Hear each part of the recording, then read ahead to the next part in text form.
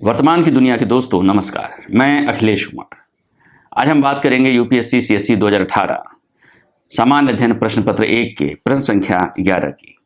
यह प्रश्न है, श्री चैतन्य महाप्रभु के आगमन से भक्ति आंदोलन को एक असाधारण नई दिशा मिली थी।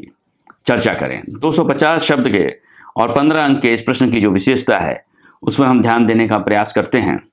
यह प्रश्न है चैतन्य महाप्रभु के बारे में। इन्होंने बंगाल में भक्ति आंदोलन का प्रतिनिधित्व किया था और बंगाल के जीवन को काफ़ी हद तक प्रभावित करने का काम किया था।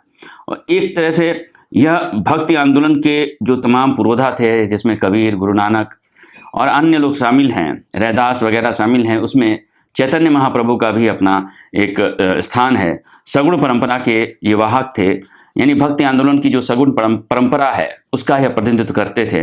और कैसे इन्होंने व्यापक बंगाली जनमानस को अपने विचारों से, अपने नए तरह के विचारों से जो व्यापक जो समाज था, जो परंपरागत भारतीय समाज था, वह किस तरह से जाति प्रथा, छुआछूत और तमाम तरह के कर्मकांडों से प्रभावित था, तमाम तरह की रूढ़ियों से प्रभावित था, उससे अलग हटाकर एक समरसतापूर्ण समाज की स्थापना के संदर्भ में जो इन्होंने सामाजिक व्यवस्थाओं में जो धर्म की सामाजिक व्याख्या करने की कोशिश की, धर्म का सामाजिक स्वरूप स्थापित करने की कोशिश की, व्यवहारिक संबंधों में जिस चीज़ को इन्होंने एक बेहतर, एक सेकुलर, एक धर्मनिरपेक्ष अवधारणा विकसित करने की कोशिश की। दरअसल धर्म के अंदर यह एक नई तरह की व्याख्या थी जो मध्यकाल में सूफी आंदोलन और भक्ति आंदोलन के जरिए आई। उसमें भक्ति आंदोलन के प्रमुख पुरोधाओं में से चैतन्य महाप्रभु थे और उन्होंने व्यापक रूप से बंगाली संस्कृति को प्रभावित किया था। इसके संदर्भ में जब हम लिखना शुरू करते हैं तो साधारण से इस तरह से लिखना चाहिए कि मध्यकालीन बंगाली संस्कृति की प्रेरणा का प्रधान स्रोत धर्म था। बंगाल के भक्ति आंदोलन में चैतन्य महाप्रभु के जीवन से अत्यधिक शक्तिमान आवेग प्राप्त हुआ, क्योंकि चैतन्य महाप्रभु ने दरअसल जो परंपरागत आडंबर थे, कर्मकांड थे, जो रूढ़ियाँ थीं, जो जाति प्रथा थी, उसके खिलाफ स्वर दिया, उसके खिलाफ जो विरोध के स्वर थे उसमें अपने आप को शामिल किया। और उन्होंने दरअसल अध्यात्म की या कृष्ण भक्ति की जो व्याख्या की, जो नई व्याख्या की, उसमें सबके लिए सभी तरह की स्थितियाँ थीं। और इस संदर्भ में जब हम लिखते हैं तो पहला पॉइंट इस तरह से लिखना चाहिए, उनका आंदोलन असाधारण रूप से, सुदृढ़ रूप से कृष्ण भक्ति आंदोलन को शक्ति दे रहा था। उनकी सगुण भक्ति में प्रेम भक्ति का स्वर प्रधान था। चैतन्य ने ब्राह्मणों के धार्मिक कर्मकांडों की तीव्र आलोचना की। उन्होंने कृष्ण भक्ति और गुरु की सेवा को ही मुक्ति और ईश्वर में एकीकृत होने का मार्ग बताया। यानी कि इसके जरिए वह दरअसल गुरु की सेवा और कृष्ण भक्ति को वह स्थापित करना चाहते थे। यानी ईश्वर के साथ एकीकृत होने का जो भक्त का मार्ग है उसको कहना चाहते थे। वह दरअसल वह अपनी सगुण भक्ति के द्वारा, सगुण भक्ति मार्ग के द्वारा लोगों के जीवन में एक नई चेतना भरने का उनका प्रयास था। चैतन्य के सिद्धांतों के मुताबिक भक्ति वह स्थिति है जिसमें जाति, धर्म, कुल, गोत्र या सांप्रदायिकता जैसे जो संकुचित भावना है उसका कोई स्थान नहीं होता। चैतन्य में अपने ब्रह्म के प्रति उच्चतम श्रद्धा भाव है, किंतु उनका ब्रह्म समस्त विशिष्ट गुणों से पूर्ण है, जो उनके मुताबिक भगवान कृष्ण के व्यक्तित्व में सर्वोत्तम रूप में अभिव्यक्त होता है। यानी उन्होंने भगवान श्री कृष्ण को अपनी सगुण भक्ति के स्वरूप के रूप में स्वीकार किया और उनके जरिए, उनके कृष्ण के जीवन के जरिए उन्होंने उस भावना को स्थापित करने की कोशिश की जो भावना जाति, धर्म, कुल, गोत्र या किसी तरह की सांप्रदायिकता आदि से अलग थी। और इस तरह से वह चैतन्य दरअसल ब्रह्म के जो उच्चतम श्रद्धा भाव है ब्रह्म के प्रति, उसको प्रदर्शित करने की कोशिश कर रहे थे। और इसके लिए उन्होंने भगवान कृष्ण के व्यक्तित्व का इस्तेमाल किया और वह उसको सर्वोत्तम रूप में स्थापित करने के प्रयास में लगे।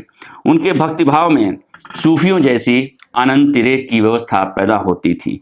यानी सूफियों का भी एक प्रभाव भक्ति आंदोलन पर कैसे पड़ा, यह इस संदर्भ में भी आप समझ सकते हैं, जिसमें ब्रह्म की आनंद लीला का अनुमान लगाया जा सकता था। भारतीय परंपरा में रास लीला का चलन दरअसल चैतन्य महाप्रभु की ही देन है। उन्हीं के समय से भारत में रासलीला का प्रचलन शुरू हुआ, भारत में रासलीलाएं खेली जाने लगी। यानी मध्यकाल जो है वो किस तरह से संस्कृति और तमाम अन्य क्षेत्रों को प्रभावित कर रहा है, किस तरह से विभिन्न संस्कृतियां मिलकर जीवन के अन्य क्षेत्रों को प्रभावित कर रही हैं, उसको आप देख सकते हैं। किस तरह से कला के क्षेत्र में रासलीला का प्रादुर्भाव होता है, वह भी इसके संदर्भ में समझने की चीज़ है।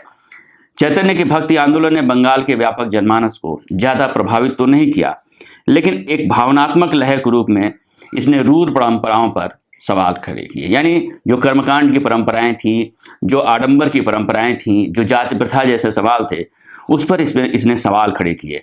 हाँ, हालांकि ये जरूर है कि व्यापक जनमानस जो है वह चैतन्य महाप्रभु के विचारों से आगोश में नहीं आया, क्योंकि उसकी भी अपनी एक सीमाएं थी। बावजूद इसके इन्होंने एक ऐसी लहर पैदा की, ऐसी भावनात्मक लहर पैदा की जो किसी भी तरह की रूढ़िवादी परंपराओं, कर्मकांडों और सांप्रदायिक विषयों या सांप्रदायिक सोच के खिलाफ थी।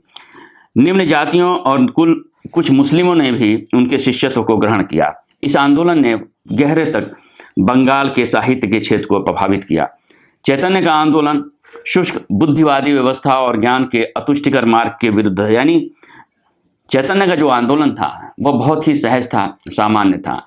उन्होंने लोगों को कृष्ण के ज्ञान मार्गी या कृष्ण के बुद्धि मार्गी दर्शन को बताने की जगह, उनके भक्ति भाव को बताने की जगह उन्होंने सामान्य रूप से कृष्ण की एक सहज व्याख्या करने की शुरू की और मनुष्य के बीच के संबंधों को सहज और आध्यात्मिक रूप से समझाने का प्रयास किया।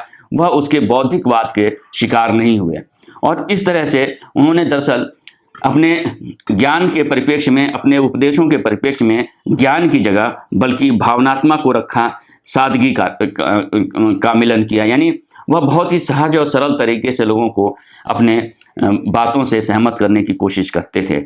यह सुधारवादी आंदोलन इस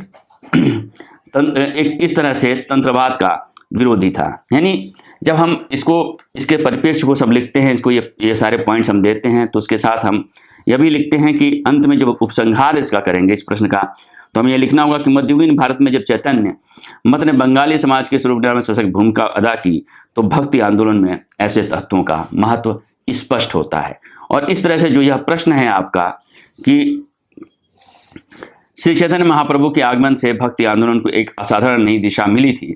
दरअसल यह नई दिशा इसी तरीके की थी कि वास्तव में एक जो भक्ति आंदोलन की जो सगुण और निर्गुण धारा थी, उसमें जो सगुण धारा थी, सगुण धारा यानी कि जो ईश्वर के सगुण रूप को स्वीकार करती थी, जिसमें इन्होंने कृष्ण का सहारा लिया। कृष्ण के जरिए इन्होंने उन पुरातन व्यवस्था के तमाम प्रतीकों का विरोध किया, जिसमें कर्मकांड आते थे, जिसमें परंपराएं आती थी, जिसमें रूढ़ियाँ आती थी, जिसमें सांप्रदायिकता के तत्व आते थे। इन सारी चीज़ों की खिलाफत की और इनके खिलाफत के साथ साथ इन्होंने जो ज्ञान का या जो अध्यात्म का जो उसका बुद्धिवादी पक्ष है, जो उसका जो कठिन पक्ष था, जो कि जन सामान्य के लिए सुलभ नहीं था, उसको उन्होंने जन सामान्य के लिए सुलभ बनाने की कोशिश की अपनी सगुणवादी भक्ति परंपरा के अनुसार। इन्हीं सब स्तरों को लिखना है और इस तरह से किस तरह से उन्होंने बंगाली जनमानस को प्रभावित किया, साथ ही साथ वहाँ ने उनके साहित्य को प्रभावित किया, इस सब को छोटे शब्दों में व्यक्त कर देना है। शुक्रिया। अगर वर्तमान की यह पहल आपको पसंद आई हो तो हमारे वीडियो को लाइक करें और चैनल को सब्सक्राइब करें। शुक्रिया।